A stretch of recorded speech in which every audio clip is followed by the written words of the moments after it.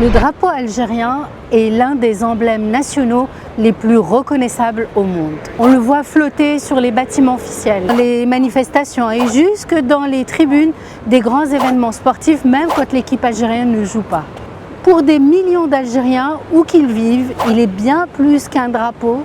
Il incarne un passé, une mémoire, un profond sentiment d'appartenance. Et pourtant, son histoire reste largement méconnue. Qui a eu l'idée de créer un drapeau pour l'Algérie alors que le pays était encore une colonie française? Où est-il né? Qui a choisi les couleurs, dessiné sa forme, cousu le premier exemplaire?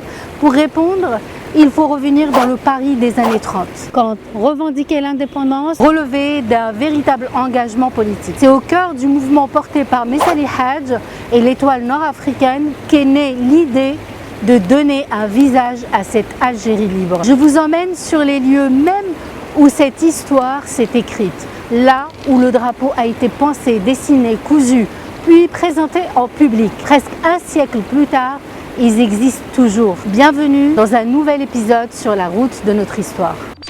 Nous sommes ici au 19 rue Daguerre dans le 14e arrondissement de Paris. En février 1927, au Palais d'Egmont à Bruxelles, et je lui ai consacré une vidéo que vous pourrez retrouver, Messali Hadj revendique ouvertement l'indépendance de l'Algérie et présente un véritable projet politique. Un gouvernement, une assemblée nationale, une armée, la fin de la domination coloniale. Ce discours ne reste pas une déclaration.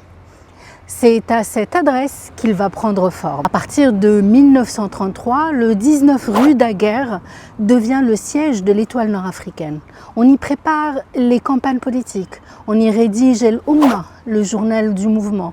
On y reçoit les militants, on y débat de l'avenir de l'Algérie. Messali Hadj évoque lui-même ce lieu dans ses mémoires comme un endroit central de l'activité de l'étoile. Les témoignages familiaux et le travail des historiens indiquent que c'est aussi ici qu'il se réunit à plusieurs reprises avec d'autres responsables pour travailler au futur drapeau. Car une nation ne se construit pas seulement autour d'un programme politique, elle se reconnaît aussi à travers des symboles capables de l'incarner.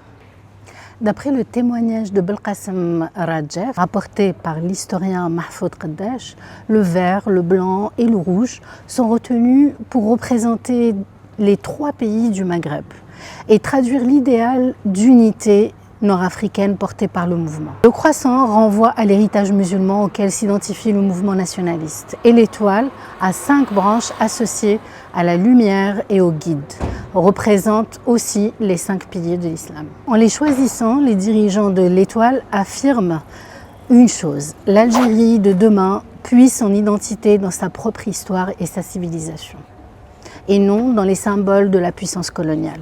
Une précision, parce que c'est souvent source de confusion. Ce sont là les significations données à l'époque par les militants eux-mêmes. D'autres lectures circulent aujourd'hui, mais elles sont postérieures. Ce sont bien les intentions de 1933 et 1934 qui nous intéressent ici. Les deux versions ne s'opposent pas. La conception du drapeau n'a pas été l'affaire d'une soirée, mais un processus étalé sur plusieurs mois, entre le siège et les domiciles des responsables. Le drapeau est désormais défini dans ses grandes lignes, mais il n'existe encore que dans les discussions. Il faut maintenant en faire un dessin, des proportions, un équilibre, une apparence. C'est là qu'entre en scène une femme dont le rôle sera déterminant, Émilie Buscan. Nous poursuivons dans l'Est parisien, entre la rue Saint-Maur et la rue Servan. C'est ici qu'Émilie Buscan travaille dans un atelier de dessin industriel. Les témoignages familiaux indiquent que cet atelier avait 2 entrées, l'une rue Saint-Maur, l'autre rue Servan. C'est pourquoi les 2 adresses sont associées à cette étape. Quand le mouvement lui confie cette mission, l'essentiel est déjà décidé. Les couleurs, le croissant, l'étoile. Ce qui manque, c'est la forme. Et militante engagée aux côtés de Messali Hadj, elle possède une compétence que les autres responsables n'ont pas, le dessin industriel. Selon les témoignages de la famille Messali, c'est dans cet atelier qu'elle transforme les choix politiques en un dessin précis. Les proportions, l'emplacement de chaque élément, l'équilibre de la composition. Pour la première fois, le futur drapeau algérien n'est plus une idée discutée entre militants. C'est un véritable modèle prêt à être reproduit. Reste une dernière étape, quitter la table de dessin, quelques rues plus loin, au domicile qu'elle partage avec Messali Hadj.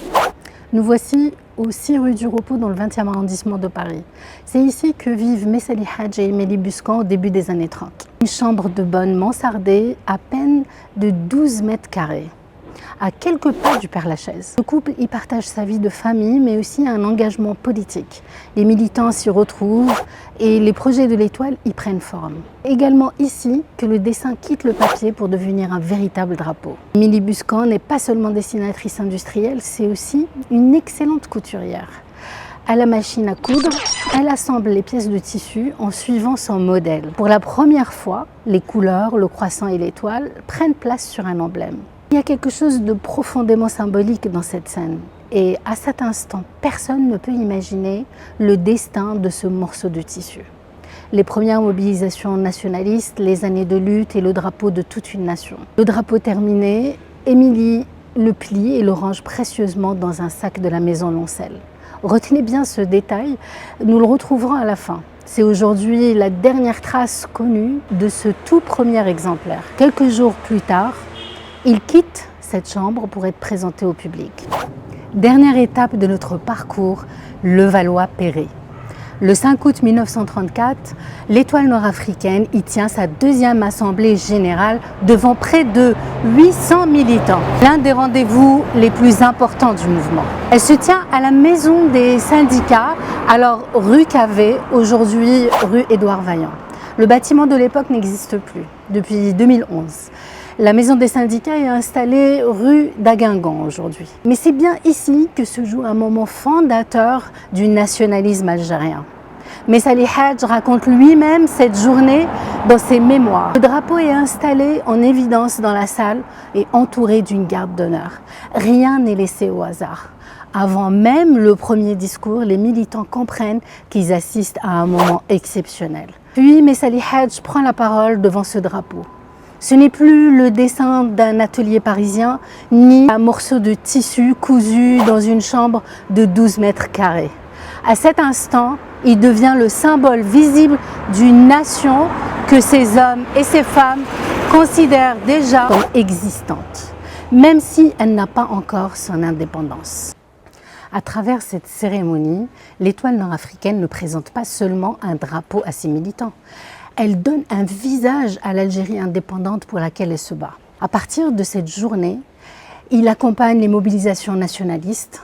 Il est repris par le Parti du peuple algérien après sa dissolution de l'Étoile en 1937, porté dans les manifestations avant de devenir, quelques décennies plus tard, l'emblème officiel de l'Algérie indépendante. Entre Levallois et le drapeau hissé sur les bâtiments officiels en 1962, il y a près de 30 ans d'histoire.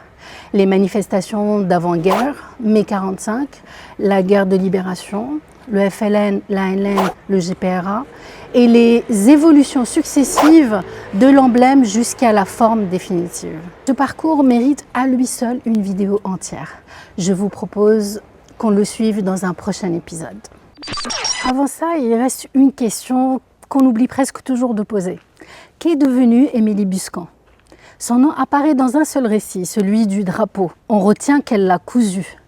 Et puis plus rien. Sa vie ne s'arrête pas en 1934. Née en 1901 à Neuve-Maisons en Lorraine, dans une famille ouvrière de 9 enfants, elle grandit auprès d'un père sidérurgiste et anarcho-syndicaliste. Elle est politiquement engagée bien avant de rencontrer Messali Hadj à Paris en 1923. Pendant 30 ans, elle accompagne son combat. Les dissolutions de partis, les arrestations, les procès, la prison, les assignations à résidence. Quand Messali est éloignée ou empêchée, c'est elle qui assure le lien avec les militants. Elle passe des journées entières devant le palais de justice pour l'apercevoir quelques secondes. Après la Seconde Guerre mondiale, elle s'installe en Algérie. Sa santé se dégrade, frappée d'hémiplégie. Elle tombe dans le coma en septembre 1953. Et meurt à Alger début octobre, à 52 ans. Les autorités françaises refusent à Messali Hadj, alors assignée à résidence en France, de venir à son chevet. Un an plus tôt, elle écrivait « Je ne veux pas mourir avant de voir l'indépendance de l'Algérie ». Elle mourra 9 ans avant. Le jour de ses obsèques, plusieurs milliers de personnes accompagnent son cercueil à travers les rues d'Alger, jusqu'au port. Il est recouvert du drapeau algérien, celui qu'elle avait cousu 20 ans plus tôt dans une chambre de bonne de 12 mètres carrés à Paris. Son corps est rapatrié en Lorraine conformément à son souhait et inhumé à Neuve-Maisons. Il faudra attendre 2003 pour qu'une plaque commémorative soit opposée à sa maison natale. Avant de refermer cette histoire, je préfère être transparente avec vous. L'origine du drapeau algérien fait l'objet d'un débat entre historiens. Chawki Mestfaï, ancien responsable du Parti du peuple algérien, a revendiqué de son vivant l'avoir dessiné à la veille des grandes manifestations de mai 1945. Une autre version situe la confection d'un drapeau en 1937, en vue des rassemblements de Bellecour. Et des chercheurs comme Anissa Bouhaïed ou René Galissot avancent l'hypothèse d'une élaboration progressive et collective dès les années 1910. Si je retiens la version que je viens de vous raconter, c'est d'abord parce qu'elle repose sur une source de première main, les mémoires de Messali Hadj, qui décrit la présence du drapeau rue Daguerre dès 1933 et la cérémonie du 5 août 1934. Ensuite, parce qu'elle est corroborée par les témoignages de Belkacem Rajef, recueillis par Mahfoud Qaddash, et par la famille de Messali. Enfin, parce que les historiens de cette période, de Qaddash à Stora, en passant par Gaïsso, s'accordent sur le rôle d'Émilie Buscan, même lorsqu'ils divergent sur le lieu exact ou sur les étapes ultérieures.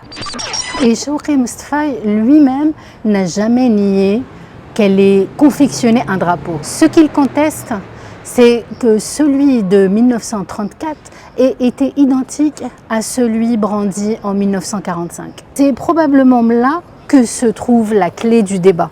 Un drapeau national n'apparaît pas d'un seul coup, achevé et définitif. Il naît, il circule, il est repris, redessiné, modifié, jusqu'à ce que, figé dans la forme que nous lui connaissons aujourd'hui, Émilie le coup. Ce qui s'est joué rue Daguerre, rue Saint-Maur et rue du Repos, c'est le point de départ de cette histoire. Reste une dernière question.